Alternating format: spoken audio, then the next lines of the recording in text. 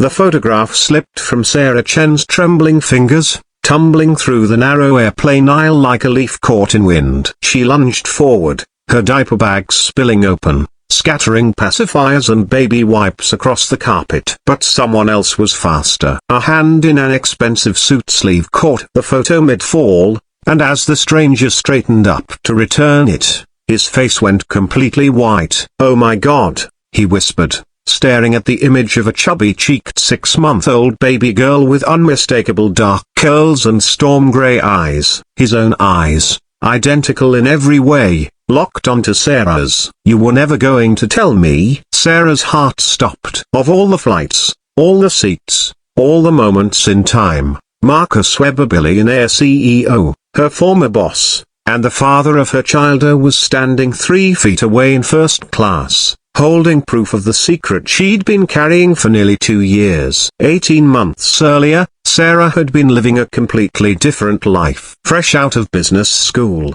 she'd landed her dream job as a junior analyst at Webb Enterprises, one of the fastest growing tech companies in Silicon Valley. Marcus Webb, at 36, was everything the business magazines said he was: brilliant, driven, occasionally ruthless in negotiations, but surprisingly kind to his employees. He remembered birthdays, asked about family members by name, and had built a company culture that valued people over profit margins. Sarah had never planned to fall for her boss. She'd watched other young women at the company develop helpless crushes on Marcus, seen how he politely but firmly maintained professional boundaries. She'd promised herself she'd be different, smarter. But working late nights on the Henderson acquisition, sharing Chinese takeout at midnight while debugging financial models, she'd discovered the man behind the Forbes covers. He told her about growing up poor in Detroit, about the mother who'd worked 3 jobs to keep him in school, about the loneliness that came with success. The night the Henderson deal closed, the entire team had celebrated at an upscale bar downtown. Sarah had limited herself to 2 glasses of wine, knowing her tolerance, but the exhaustion and excitement had hit her harder than expected. Marcus had insisted on making sure she got home safely. In the back of the town car, somewhere between the financial district and her tiny apartment in Oakland, something had shifted. A look that lasted too long. His hand steadying her as the car turned a corner. The question in his eyes that she'd answered by leaning in. She'd woken up the next morning in his penthouse, sunlight streaming through floor-to-ceiling windows, wrapped in sheets that probably cost more than her monthly rent. Marcus was already awake, watching her with an expression she couldn't quite read. "I don't regret this," he'd said quietly, "but I don't know how to make it not complicated." They'd tried to navigate the complications for 3 beautiful, impossible months. Secret dinners at his place, stolen kisses in empty conference rooms, the constant awareness that if anyone found out, her career would be the one destroyed, not his. Sarah told herself it was worth it, that what they had was real, that eventually they'd figure out how to bring it into the light. Then Marcus's ex-fiancée tilde copyright. He had returned from Paris. Vanessa Hartley, old money, Princeton educated, with a pedigree that matched Marcus's ambitions. Sarah had seen the society page photos, Marcus and Vanessa at a charity gala, her hand possessive on his arm. The announcement had come 3 days later. The engagement was back on. Marcus Webb, self-made billionaire, was marrying into the American aristocracy. He'd called Sarah into his office that afternoon, closed the blinds for privacy. "I'm sorry," he'd said, and she could see he meant it. "My board, my investor, so they've been pushing this. Vanessa and I have history, expectations. It makes sense on paper." "And what about us?" Sarah had asked, hating how small her voice sounded. "There is no us." "There can't be." He looked away. "I'm giving you a generous severance package. 6 months' salary. A stellar reference. You can land anywhere you want." Sarah had felt the room spin. "You're firing me, because you're too much of a coward to tell your board that you don't love her?" "I'm doing what's best for the company. What's best for everyone." She cleaned out her desk that evening, disappeared from his life before he could see the tears. And 3 weeks later, staring at 2 pink lines on a pregnancy test in her bathroom, she'd made the hardest decision of her life. She wouldn't tell him, wouldn't trap him or herself in an obligation built on resentment, wouldn't be the scandal that derailed his perfect merger marriage. She'd moved home to Ohio, back to the small town outside Cincinnati where her mother still lived, found work doing remote consulting, spent her pregnancy learning how to be strong, learning how to do this alone. When Lily arrived, 6 pounds of perfect miracle, Sarah had known she'd made the right choice. This baby would be loved fiercely, completely, even if her father never knew she existed. Now, on flight 447 from Cincinnati to San Francisco, the choice was disintegrating. "Excuse me, sir, you're blocking the aisle." A flight attendant appeared beside Marcus, professional smile in place. Marcus ignored her, his eyes still locked on Sarah's. "We need to talk now. I have nothing to say to you." Sarah snatched the photo back, her hands shaking. "Please let me pass." "That baby, how old?" "That's none of your business." A businessman in 2B cleared his throat pointedly. The flight attendant's smile was growing strained. Marcus seemed to realize they were creating a scene. "I'm in 3A. Don't leave this plane without talking to me." It wasn't a request. Sarah fled to her seat in economy, 20 rows back, her heart hammering. She clutched Lily closer. Her daughter was with Sarah's mother for the weekend. This trip was supposed to be a quick meeting with a potential client, in and out in 24 hours. The photo had been a comfort item, something to look at when she missed her baby girl. Now it felt like evidence at a crime scene. The flight to San Francisco lasted an eternity. Sarah stared out the window, watching Ohio give way to flatlands, then mountains, her mind racing. What would Marcus do? Demand a paternity test? Fight for custody? He had infinite resources, armies of lawyers. She had a modest savings account and a fierce determination to protect her daughter. As the plane began its descent into SFO, the flight attendant appeared at Sarah's row. "Ma'am, the gentleman in first class has asked if you join him. He's requested the crew give you privacy." "Tell him I'm not interested." The attendant leaned closer, lowering her voice. "Between us, he looks like a man who's not going to take no for an answer. Sometimes it's easier to get the conversation over with." "Your choice." "Of course." Sarah closed her eyes. The attendant was right. Marcus Webb hadn't built a billion-dollar empire by accepting defeat. If she didn't talk to him now, he'd find her. Better to control the terms of engagement. She made her way forward, past the curtain into first class. Marcus had apparently convinced everyone else in the cabin to move, creating an empty bubble of privacy. He stood when he saw her, and she was struck by how different he looked. Older. Somehow, there were lines around his eyes that hadn't been there 18 months ago. "Sit, please." He gestured to the seat beside him. Sarah remained standing. "You have 5 minutes." "Is she mine?" The question hung between them. Sarah could lie, should lie. But looking into those storm grey eyes, Lily's eyes, she found she couldn't. "Yes." Marcus sat down hard, as if his legs had given out. "When were you going to tell me?" "Never." The word came out sharp, defensive. "You made your choice. You picked Vanessa, your board, your perfect corporate image. You don't get to have everything, Marcus." "I had a right to know I had a daughter." "You had a right?" Sarah's voice rose, then dropped as she remembered where they were. "You fired me, threw money at me like I was a problem to be solved. You don't get to talk about rights." "I was trying to protect you from the media circus."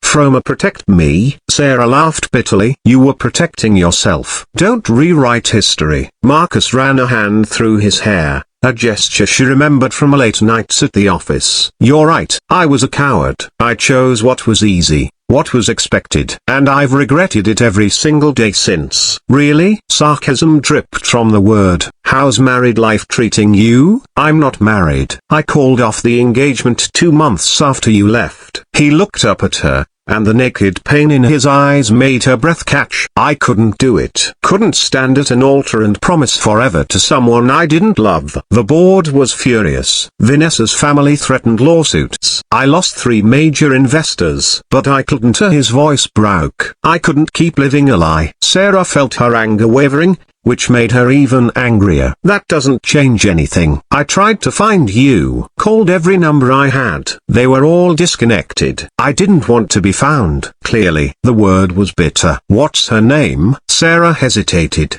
then surrendered that small piece of information. Lily Chen. Lily, Marcus repeated softly, tasting the name. Can I see another photo? Against her better judgment, Sarah pulled out her phone, scrolled to her favorites. There was Lily at 6 months, face covered in sweet potato. Lily last week, laughing in her high chair. Lily asleep in her crib, one tiny fist curled by her cheek. Marcus took the phone with shaking hands, scrolling through image after image. When he looked up, there were tears on his face. She's beautiful. She looks just like my mother. Sarah had to look away from the raw emotion in his expression. This wasn't the calculated CEO, the man who'd let her go without a fight. This was someone broken and desperately trying to piece himself back together. Why are you in San Francisco? Marcus asked finally. Client meeting. I'm flying back tomorrow. Where are you staying? That's Nota please.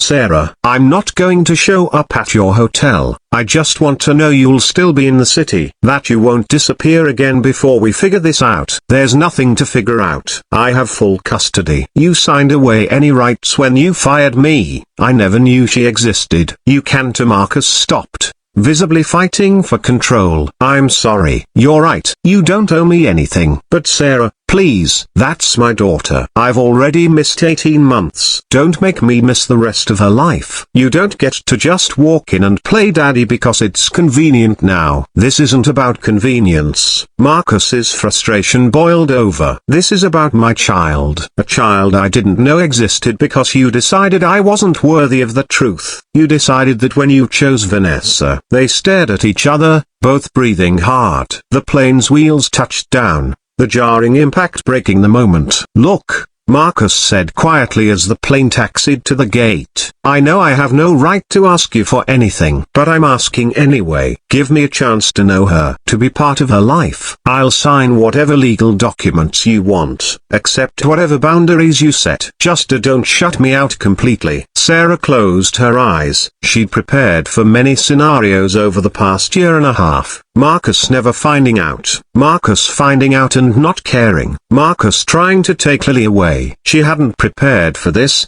Genuine remorse, desperate hope. A father who actually wanted his daughter. I need time, she said finally. This is a lot to process. How much time? I don't know. More than 5 minutes on an airplane. Marcus pulled out his wallet, extracted a business card. He flipped it over, wrote something on the back, and handed it to her. That's my personal cell. Not my assistant, not my office. Me. Call anytime, day or night. Please, Sarah, just think about it. The plane had stopped. Around them, the cabin crew was preparing to open the doors. Sarah took the card, slipped it into her pocket without looking at it. I should go, she said. Wait. Marcus stood, blocking her exit. One more thing. I need you to know what I felt for you back then. It was real. The realest thing in my life. I was stupid and scared and I let you go because I thought it was what I was supposed to do. But not a day has passed that I haven't thought about you.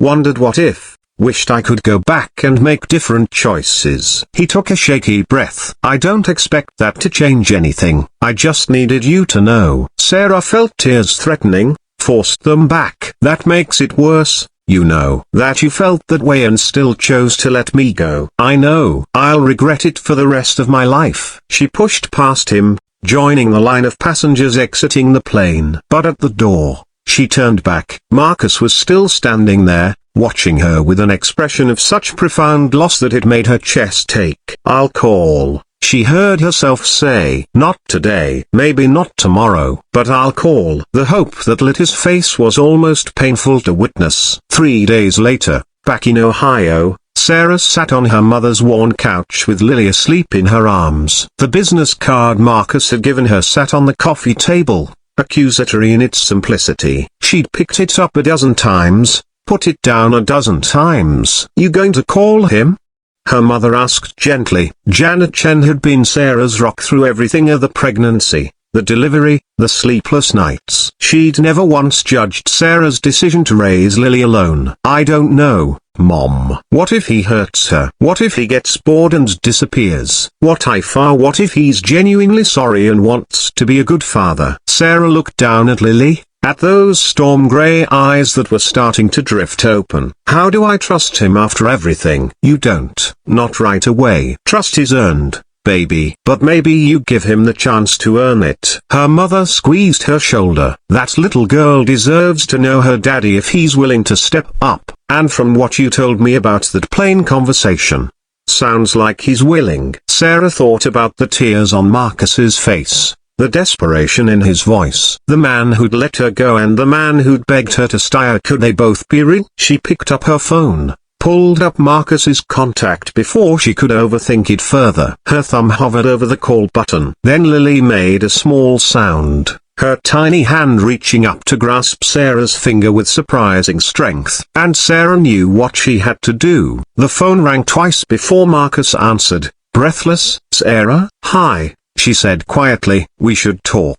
Really talk. This time. Yes. God. Yes. When? Where? I can come to you, or are there our ground rules? Sarah interrupted. A lot of them, and they're non-negotiable. Anything. I'll agree to anything. Don't say that yet. You haven't heard them. Sarah took a deep breath. First, this is about Lily, not us. Whatever did or didn't happen between us 18 months ago stays in the past. Second, you don't get to swan in and out of her life when it's convenient. If you're in, you're all in. Third, I make the decisions about her welfare, her upbringing. You get input, not control. And fourth, her voice hardened. The second I think you're hurting her emotionally or otherwise, you're out, permanently. There was a long pause. Then, okay, those are fair terms. More than fair, considering. I'll have my lawyers draft something making it all official. I'll have my lawyer review it. Sarah surprised herself with her own firmness. Of course, she could hear the smile in his voice. You were always smarter than me. It's one of the things I loved about you. The word hung in the air between them,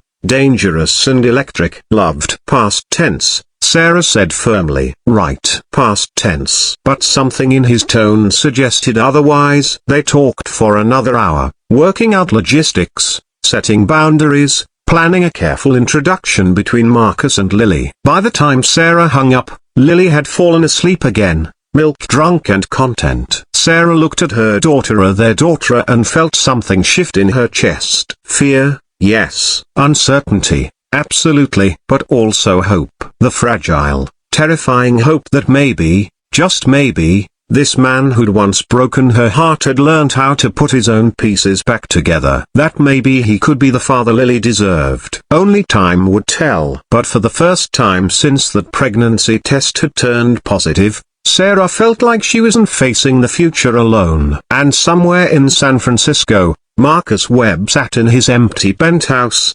staring at the photos Sarah had texted him of Lily, and made a promise to the daughter he just discovered. He would earn this, earn the right to know her, to love her, to be her father. Whatever it took, however long it took, he would prove he was worthy of the gift he'd been given. A second chance neither of them had been looking for, discovered in a photograph dropped on an airplane floor. Sometimes, Sarah thought, the universe had a strange way of making sure the truth came to light. And sometimes, the hardest conversations led to the most unexpected grace.